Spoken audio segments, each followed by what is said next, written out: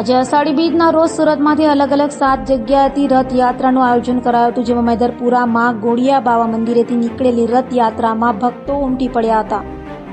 સુરતમાં હર્ષોલ્લાસ સાથે દર વર્ષે અષાઢી બીજના રોજ ભગવાન જગન્નાથની રથયાત્રાનું આયોજન કરાય છે, ત્યારે સુરતના મેદરપુરા ખાતે આવેલ ગોળિયા બાવા મંદિર ખાતેથી ભવ્ય રથયાત્રા નીકળી હતી। 50 વર્ષથી મેદરપુરામાં ગોળિયા બાવા મંદિરેથી રથયાત્રાનું આયોજન કરાયું છે, જેને લઈ મોટી સંખ્યામાં ભક્તો રથયાત્રામાં જોડાયા હતા અને ભગવાનના દર્શન કર્યા હતા।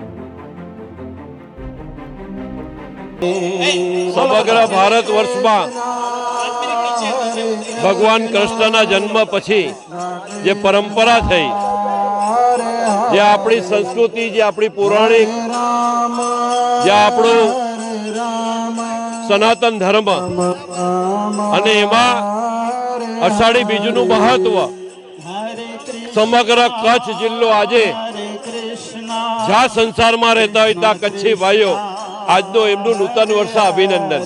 હું આ તમામ કચ્છી ભાઈઓને નૂતન વર્ષ અભિનંદન પાઠવું છું। સાથે સાથે સમગ્ર ભારત વર્ષમાં જે સૌથી મોટી જગન્નાથ યાત્રા પુરીમાં, અમદાવાદમાં, અનેક શહેરોમાં, મહાનગરોમાં, પૂરા હિન્દુસ્તાનમાં આજે ભગવાન કૃષ્ણ, બલરામ, સુભદ્રા જે રીત રિવાજ, જે પરંપરા છે કે નગર ચર્ચા માટે નગર યાત્રા કરે છે અને એમાં એ નગરના જનોને આશીર્વાદ આપે છે। આપણે સૌ પ્રાર્થના કરીએ કે સુરત મહાનગરના 75 લાખ લોકોને ભગવાન જગન્નાથ, ભગવાન કૃષ્ણ, ભગવાન બલરામ, સુભદ્રા એ આપણે સૌને તંદુરસ્ત રાખે, આરોગ્ય બક્ષે અને આપણા સૌના જીવનમાં समृद्धि बख्शे, एवी भगवान ने प्रार्थना।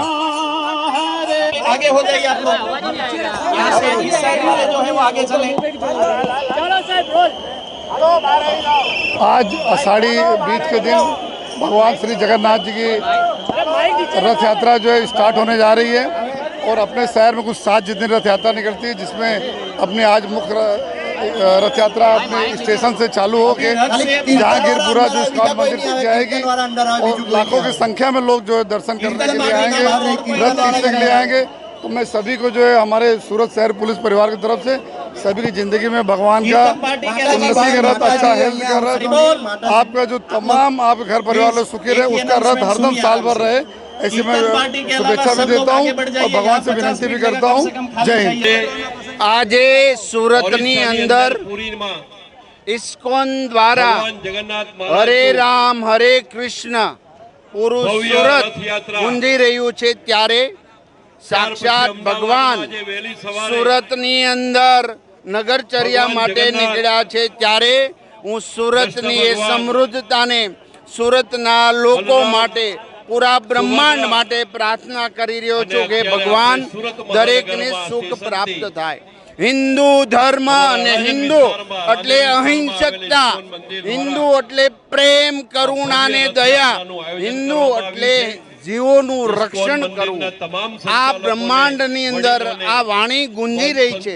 પૂરા વિશ્વની અંદર હરે રામ હરે કૃષ્ણનો નારો ગુંજી રહ્યો છે। ત્યારે આજે માત્ર ભારત નહીં, પૂરી દુનિયાના દરેક દેશોની અંદર કૃષ્ણ ભગવાન એ નગરચર્યા કરી રહ્યા છે। આ પરંપરા યુવાનો જીવંત રાખી રહ્યા છે। આજે સુરતના યુવાનો હિલોળે ચડ્યું છે। અમદાવાદની રથયાત્રા પછી સુરતની એ ભવ્ય રથયાત્રા આજે શ્રેષ્ઠ છે।